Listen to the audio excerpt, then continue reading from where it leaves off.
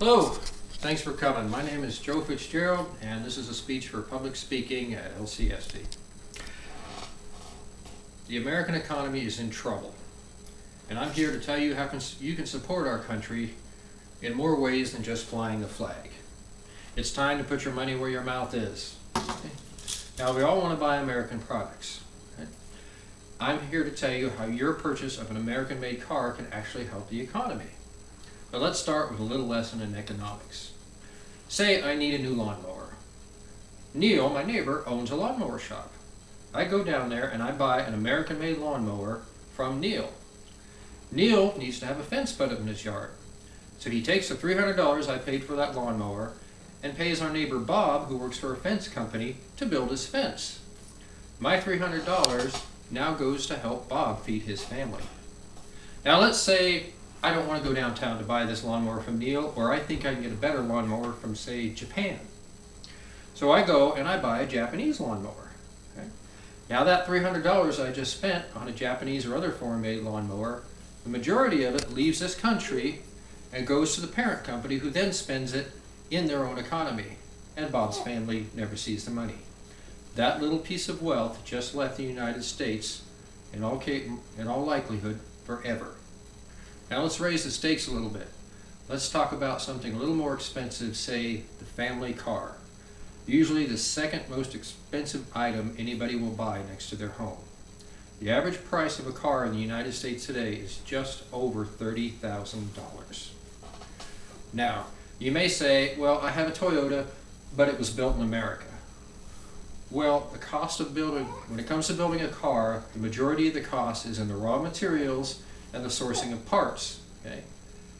The cost of actually assembling the car is only 10% of the total price of making it. Okay? Now, with that in mind, if an average car is $30,000, let's say after all the advertising and the holdbacks and everything else, only 5% of that cost goes to the parent company. Say Toyota, right? Well, 5% of $30,000 is $1,500. There are 14.5 million cars sold in this country annually. Back in 1970, the United States car makers, the big three, owned about 87% of the market. Right now, foreign cars own 46% of the U.S. market. Okay, 46%, nearly 1 out of every 2 cars is made in another country that Americans are buying.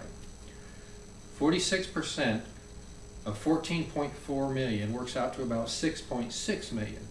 You multiply that times $1,500, it's just over $10 billion that leaves our economy every single year. Okay?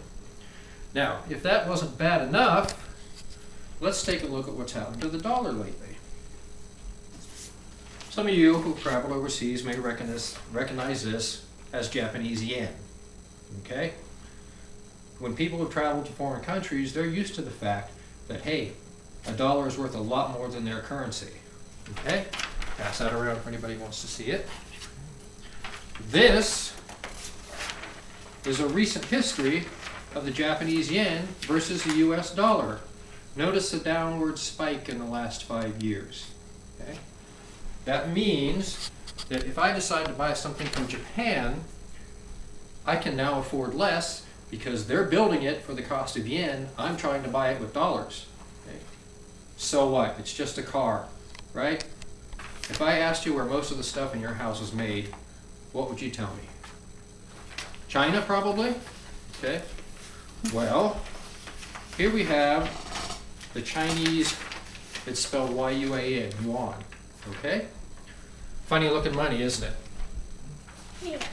Well, everybody knows that Chinese money can't be worth much. This is a 5-year history of the US dollar versus Chinese currency. Notice the downward spiral. Okay? Now, everything that you buy from China is costing you more. Okay? So, not only do you benefit the United States by spending your money in our economy, but spending it on a US automobile will keep that $10 billion plus within the US. And that doesn't include all the outsourcing of parts and everything else that goes into making of a car. So, do I have any questions thus far? All right, well, then I have two things to say to you. When you see these ads on your TV, remember that you're not helping this country when you purchase a foreign car. I can understand your regret or your concern with quality, but that has changed. American cars are just as good as foreign cars are now, and based on recent recalls, I have to say better. In conclusion, I would like to thank you for your time. I would appreciate if next time you shop for a car, you stick with an American Can I model. ask you a question? Fire away. You said 46% of foreign cars are being sold in the United States. Of that 46%, what percent is made in the United States? No, what I'm saying is, of all the cars sold in the United States, 46% of them are foreign label cars. Made someplace else? Well, they may be made in this country, but it's another company it's a foreign company that owns them. Toyota has the biggest chunk of our market for all the foreign companies. In other words, 6.67 million cars out of the 14.5 million that are sold in this country are foreign. And that means the profit from those cars goes to a foreign company. Even if they're made in the U.S. Even though they're made in the U.S.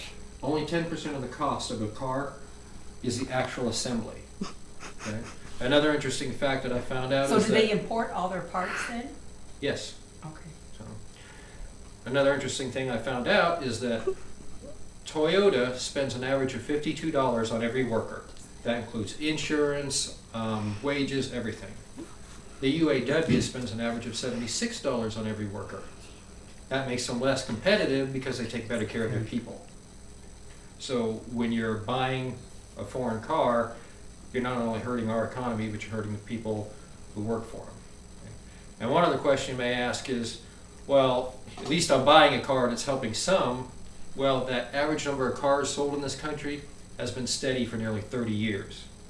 So regardless of what happens, the demand for cars is going to stay the same.